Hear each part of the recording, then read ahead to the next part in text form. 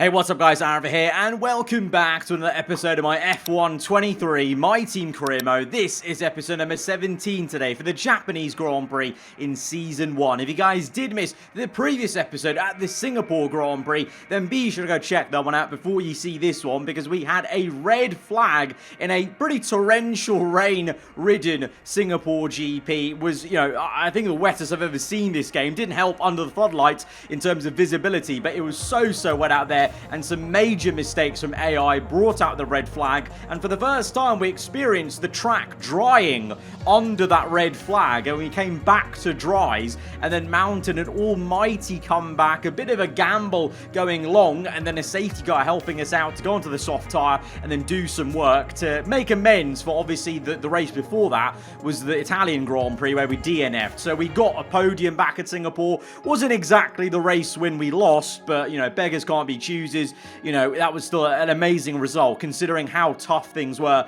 at the start of that race. And we've got now 4 upgrades pending into this Singapore GP and beyond. But of course now there's maybe murmurings of an R&D regulation change. We don't know exactly what categories of the R&D are going to be affected by that, but we need to also be saving R&D. Doesn't help though that 2 of our upgrades fail. Of course they do. This is a pattern now. A lot of our upgrades are failing the first time round. So I was considering, okay, do we just not bother rebuying these upgrades because we do need to save R&D? But at the same time, I don't want to just leave us high and dry for the rest of the season. And we've seen last episode that just now, the very last third of the season, the AI seemed to finally be catching up to us with this increased R&D. And this is the proof in the pudding. McLaren finally actually re-overtake us in the R&D chart and get ahead of us. We've even got Haas, who are quite close to us now in the performance chart. So, yeah, it's a very odd one with this game. At the start, we thought things are way too easy, but now getting to the end of the season, finally, it's like the AI have woken up and they're starting to actually use their increased R&D to upgrade. So, McLaren even, they go ahead of us, and they're actually on par now with Ferrari, Mercedes pulling ahead with further upgrades into the Japanese Grand Prix, and Red Bull coming a little bit back on Aston Martin. But yeah, we're closer to Haas now than we are to McLaren, so we could see Magnussen and Hulkenberg as threats to us in the race, and that does maybe push down our, maybe where we're aiming for is now once again just the tail end of the points potentially. But you can see there, in the end, I decided to repurchase those upgrades because, yeah, it's very apparent the AI around us are upgrading. So even though, yes, I do want to keep one eye on next season, I also want to make sure we're not an absolute calamity at the end of this one, because the worst thing that could happen now is that we completely drop off in terms of performance and McLaren gets so good that Alonso and Lando are able to catch us in the Constructors' Championship, because that obviously makes a difference in prize money, so definitely something we can't take too lightly. But we come into now the Japanese Grand Prix, and surprise, surprise, there's more rain. It really has become a very wet affair in this career in the last couple of episodes. I'm kind of getting a little tired of it because it is difficult conditions. Thankfully here at Suzuka, I think this track is one of my better ones on this year's handling model, having really good balance and confidence in Sector 1, even in these wet conditions on the full wet tyres. I actually felt quite comfy on them, way better than we did at Singapore, where that car felt like an absolute tragedy. Of course, we now know we're on the wrong compounder tyre in terms of inters to full wet. So all of us starting on full wets here, and I think it will be full wets for majority of this Saturday. Sunday's race looks to be dry though, so that's going to be a bit of a spanner in the works in terms of, once again, we don't really know where our dry tyre pace is. We only know where our wet weather pace is. And right now it's actually looking pretty good as we gain nearly about 5 tenths alone just on that exit through the Dunlop curves as we go on up to 3rd place. And by the end of it though, down to 13th, Magnussen topping the session in Q1 with Gasly in 2nd place. Even Hulkenberg up to P5. So is this the new Haas performance going forwards? I don't know. But for us, we get through into Q2. I think Piastri just scraped by as well. But of course, Q1 always the case. Everyone gets quicker by the end. So not too worried about 13th place. I'm still confident that we can hopefully get through into the top 10 shootout. But it's going to be all down to obviously this session now in Q2. It's still just as wet. All of us on the full wet tyres. I don't think there's any inkling to get towards intermediate. So this is it as we get very close to the wall indeed there, trying to push the limits of the circuit, and that's going to be enough to get into the top 10 shootout. P5 on the road. Interestingly enough, Lando Norris got through in P10, but he DNF'd in this session. You can see there. So there's only it's a top 9 shootout here because the McLaren did get through but can't actually take part in it, very weirdly. So we only have one set of wet tyres left for this session because you're very limited on the wet tyres you get for a qualifying and the rest of the full weekend. So this is going to be it. This is it now or never in terms of our lap time, and we get up into P7 ahead of Gasly and Albon. That's not too bad. I would take P7. Unfortunately, though, the AI was speeding up all the time in these conditions, and by the end of it, we're down to P9. It could be worse. I mean, to be fair, I think compared to where we are on the performance index, I think P9 is kind of where we're aiming for, to be honest. So I think we just got to reset our ambitions maybe after a very interesting middle period of this season. This is kind of now once again where we're looking to aim for. But Carlos Sainz on pole position. He's had a very up and down season as of late, and Sergio Perez second place, Verstappen down to third. So once again showing maybe even though Verstappen's still got that commanding lead in the championship, he is feeling a little bit rocky here and there in terms of performances, then followed by the two Mercedes, Leclerc, Gasly, Albon and myself. Just good, to be fair, that we actually got ahead of both McLarens. That's actually job done as far as I'm concerned. So basically we just try and carry this over into the race, and hopefully in the dry I'm actually quite confident that we'll have way more pace than we had in the wet. That's sector 1. I'm so hooked in with this new handling model, so looking forward to it. Let's go to the grid. Welcome along to the legendary Suzuka. This classic racetrack boasts a long history dating right back to 1962 when it was first opened. Will more history be written here today at the Japanese Grand Prix? A lap of this historic racetrack covers 3.6 miles. It's the only time during the season that we race on a figure-of-8 circuit. And the drivers can expect some intense G-forces through the 18 corners on offer here as they experience some of the highest average apex speeds on the Formula One calendar. Keep an eye out for overtakes into the final chicane. It's time to take a look at our starting grid for today's race. Sergio Perez will lead us away from pole position, and Max Verstappen lines up alongside. Moving on to the rest of the grid, we have Russell, Hamilton, Leclerc, Gasly, Albon, the owner driver, Norris, Magnussen, Sainz, Fernando Alonso, Bottas, Tsunoda, Joe, Oscar Piastri, Liam Lawson, De Vries, Sargent, Ocon, Hulkenberg and Lance Stroll brings the grid to a close. That's it then, it's time to go racing as we head down trackside for today's race. Also here, of course, is Anthony Davidson. Now, I want to talk to you about Carlos Sainz. As ever, the threat of unreliability is never far away, and indeed, they'll be starting out of position today due to power unit component changes. It's going to be a difficult task to move forward from there. But on the bright side, at least those fresh components can help them maintain the power they need to come through the pack. I expect to see them take a more aggressive approach today to make up for the compromised start.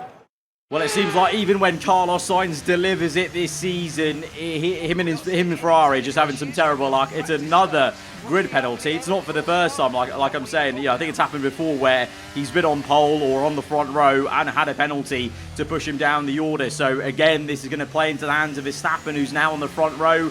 But, you know, even if others do well and beat him, they're just taking points off each other and not ultimately taking points off him consistently. So it's going to be very tough. And once again, Red Bull in the driving seat. You know, obviously Honda powering their car, Honda powering ours. Well, it's a Honda-powered all front row of Red Bull. We're now elevated up to P8. We're on the soft tyre. The only person on mediums, it seems like, around us is Lando Norris. So let's see how this start goes. There's going to be a very tight turn 1 as we go to 5 red lights for the Japanese Grand Prix. underway, and Gasly hardly gets off the line to the point we have to try and squeeze by him. Albon moving about. We're not too sure where to go on the outside. We've chosen. Gasly comes back at us, sends it down the inside. We had to back out of that because of Albon's rear end. We make a switch back to try and overtake Gasly, but the Alpine is really defiant in his defense and just parks the car at the apex to get back into P7. As up ahead, it looks like one of the Mercedes cars has had a lightning getaway. So it's a checkerboard of Red Bull and Mercedes as immediately through 130R now towards the end of lap 1. We're looking to finally get this passed on Gasly so we can maybe focus on chasing after and sticking with Alexander Albon and the top 6 pack as we make an aggressive move on the outside. Gasly did give us a good squeeze, but we squeezed him back fairly enough. And we're back up into P7. Magnussen now the one ahead of Gasly, and even Norris maybe even overtaking him. So Gasly, after being overtaken by myself, dropping like an absolute fly down to maybe P10. But we've got a lot of clean air now to see what the pace is like versus Albon and Leclerc, and see if we can try and pull away from Magnussen and potentially maybe have a lonely race if we pull away from Magnussen and we're in no man's land as we watch on the fight for the race lead. This is Russell pulling out to the inside just before 130R. They'll be side by side as Perez gives it a good go to defend, but ultimately Russell would get ahead into first place. It's Perez now in second. Hamilton has also overtaken Max Verstappen. So Mercedes, you know, like for like, Russell v Perez, Hamilton versus Verstappen, seem to have some very decent pace. Of course, shouldn't be that surprising because technically Mercedes now are the fastest team on this grid in terms of the R&D performance chart. So it's coming into fruition there. But we now got a replay of Carlos Sainz because he's already starting 10 places back in P11. But I think some calamity has befallen him. So his weekend's got from bad to even worse into turn 1 on the outside of the McLaren and the Haas, I think that is, of Lando and Magnussen as Sainz dives it in. And no! Carlos Sainz, that's miserable. He's been spun out off the track by his old pal Lando Norris in the McLaren, and he's stone dead last. Yeah, it's absolute ropes. It's a travesty. It's really nothing but pain for Ferrari this season. Leclerc, all those DNFs, and now Sainz, even when he does well, he can't do well to try and mount a challenge. As now you can see we've cut back to our POV, and we just got sent by Magnussen because the pace did start to drop off for us as we try down the inside of the spoon curves. Not going to happen, so instead we're going to have to try and set this move up maybe for 130R, but we get way too eager on the ERS. My God, what a save that was. Full opposite lock on the exit. I don't know how we've kept that out the wall or spinning out, but we've kept it going in a straight line. But now we've got Norris and Gasly all over us. But yeah, I was hoping that we would have enough pace to maybe, you know, close up to Albon and Leclerc up the road, but in reality, that's just a bit too much of a stretch for our car. We don't have the race pace for that, and I started to lose pace as we get tyre wear in this soft set to the point where Magnussen overtook us, and then clearly I got flustered enough to go early on the power and ERS there, somehow saved it. But now we've got Norris and Gasly all over us. We're going to try and reconvene to chase after Magnussen. But that's the onboard from Gasly, just showing how much my rear end stepped down. This is a off-camera view. Look at that. I mean, it's a great-looking drift, but there's nothing for my speed. So it takes us all the way to lap 9 to reel Magnussen back in. Thankfully, there's a over 1 second gap to Norris behind, so he's been busy fighting Gasly on the medium tyres. But we've also got the worry, though, at the bottom right I showed there. The fuel right now is in negative, and I'm learning from what happened at Zandvoort, we need to maybe watch out for the fuel level. So I do want to overtake Magnussen, but 9 laps in, we've already got some fuel worries, so we might need to do some pretty decent fuel saving, lifting and coasting, but for now, none of that. Right now, we're going for the dive with DRS. It's oh so close. Our tyres nearly touching at the apex. We're side by side. We get the elbow out. Magnussen all over the curb and has to concede the position,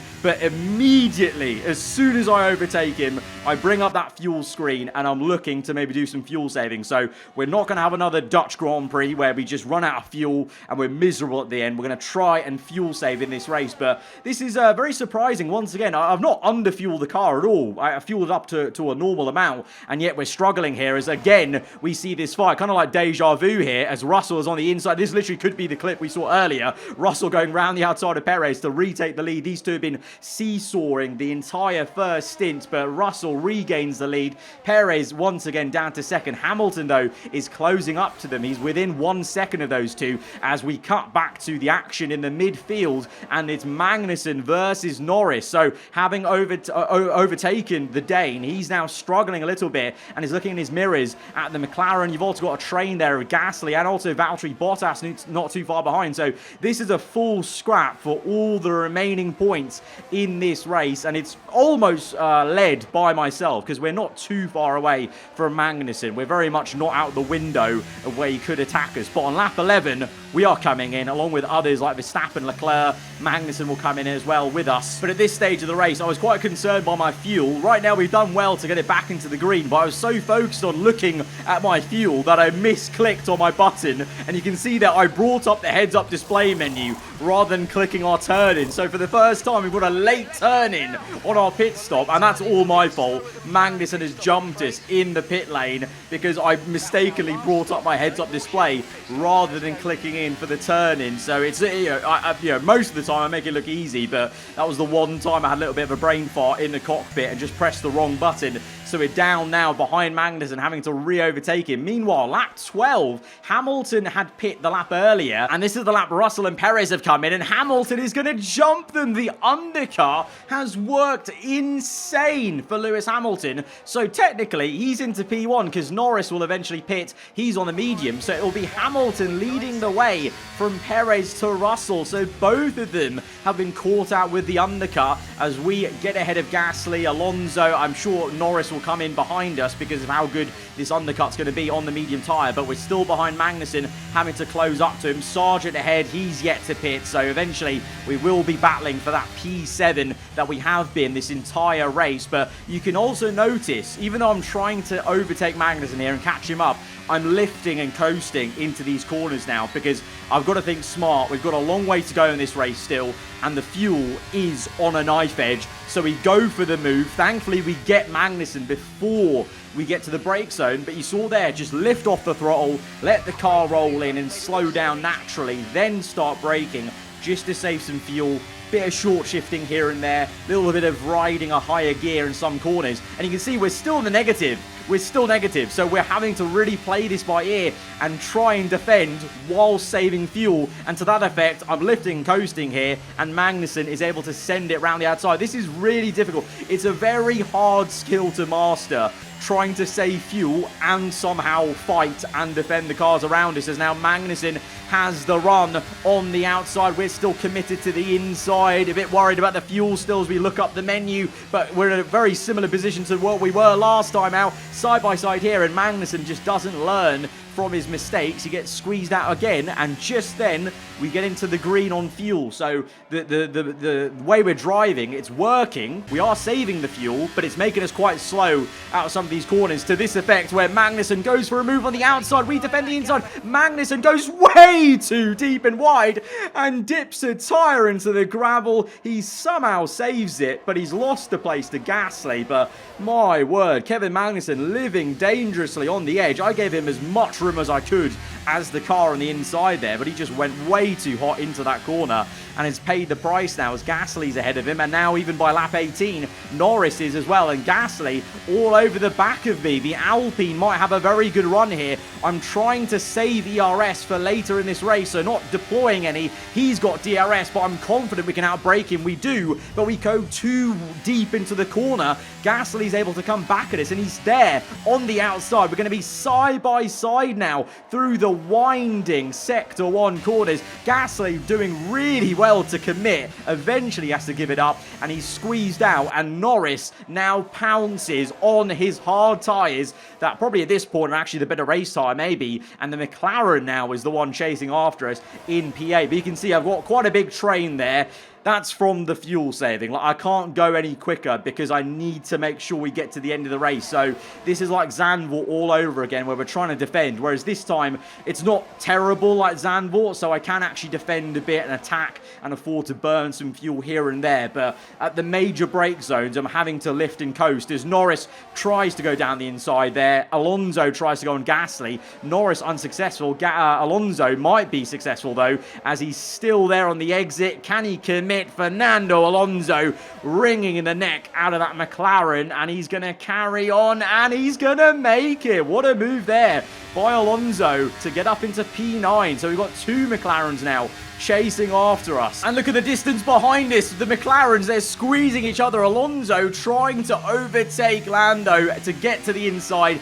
Norris is defensive and he keeps his P8 as we carry on just worrying about the fuel, looking to try and save as much as we can just so that we actually have some to burn a little bit, as we're now all of a sudden the race has flown by. We're on the second last lap of the Grand Prix, but it's not a great exit as we dip a left tyre onto the curb. And look at the McLaren, he's all over the back of us. He's going to send it and he's gone way too hot into the corner, and Norris has absolutely bottled it into the gravel. He's straight off. He didn't even worse than Magnussen. He's completely off. Here's a replay. Again, I don't think I did much wrong here, just defending the inside line. He just overcooks it. I'm sorry. That's just way overcooking it. We gave him as much room as I could physically do on the inside there without cutting the corner. And he just stuffed it into the gravel. So now we've got Alonso for company. In some ways, maybe this is worse company than Norris, to be honest, because we know Alonso is going to fight tooth and nail for every position here. He's the closest man to us in the Drivers' Championship, so there's also a bit of a personal battle going on here, as well as the Constructors' fight as we go on towards the last lap of the Grand Prix at the end of this one. It's, we've saved ERS for good points to try and use it on this straight to keep ahead. You've got Gasly in there as well, close behind, Stroll as well, and a very strong Aston Martin, so this is going to be a bit of a tetchy final lap, but into the last chicane, we're able just to coast in through, keep the track position, not have to go defensive, and on the exit though, going a little bit wide, tyre into the grass, that's not going to help us, and now Alonso's coming through, we're deploying ERS, but the McLaren flies by us. Gasly might come through too, as well as, into turn 1, Alonso's brake checked us. What on earth was that? What was he doing? That was so early to brake into turn 1.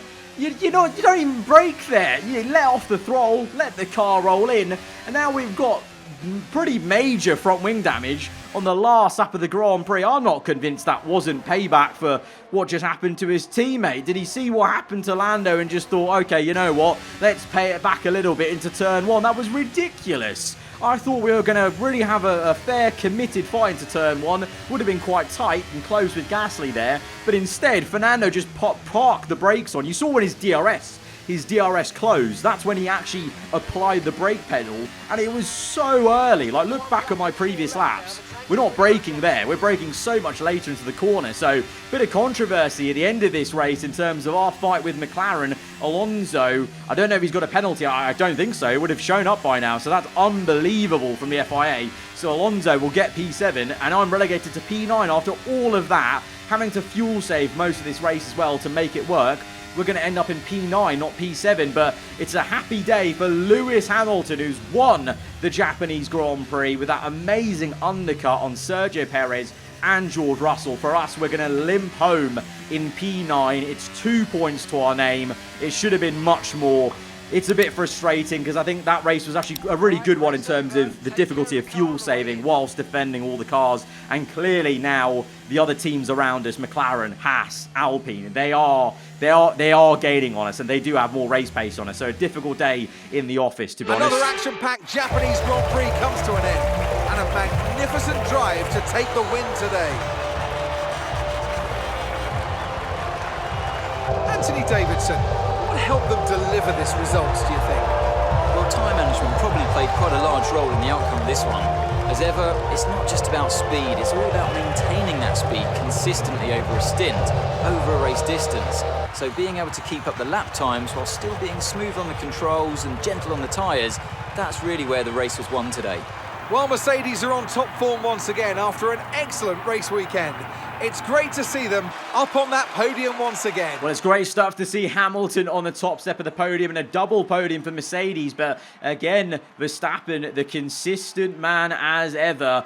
It wasn't even Perez. It wasn't even Perez on the podium. I thought Perez got the podium with his battle with Russell the entire race. But no, Verstappen managed to get the third place. So even after all of that, Max comes through for a podium. And that's the consistency that will pay him out. You know, I think the gap must be like over 40 points maybe now to the next best driver, you know, with Carlos Sainz binning it, Perez as well, not doing too great. Yeah, I mean, Sainz only P14. He had a really difficult race. I mean, he obviously was going to be since he got spun out to last place there. But for us, yeah, P9, 2 points. Yeah, we'll take it. We're going to have to take it. It should have been the P7, but it is what it is, basically. But, oh, my word. Verstappen over 50 points ahead of Carlos Sainz. It's looking very, very good for him. And this is what I mean. Look at how close Hamilton is to Sainz now. And, you know, Russell and Perez. It's just because everyone's taking points off each other and not Verstappen that he's feeling very comfy. And Red Bull as well, ahead of Mercedes in the Constructors. And this is what I mean. You know, we're not catching Aston. They're pulling away from us. So, very much the rest of this season is all about just trying to make sure we consolidate this P5 and don't lose it to McLaren. But they're just getting quicker and quicker, unfortunately, and we might not be getting any quicker from next episode onwards. We're saving R&D for next season, so it might be a very close end to the season in that Constructors fight. But guys, if you have enjoyed this one, be sure to hit that like button. Let me know what you thought in the comments below. If you're around here, then do get subscribed for weekly Formula 1 content. I'll see you guys next time. Goodbye.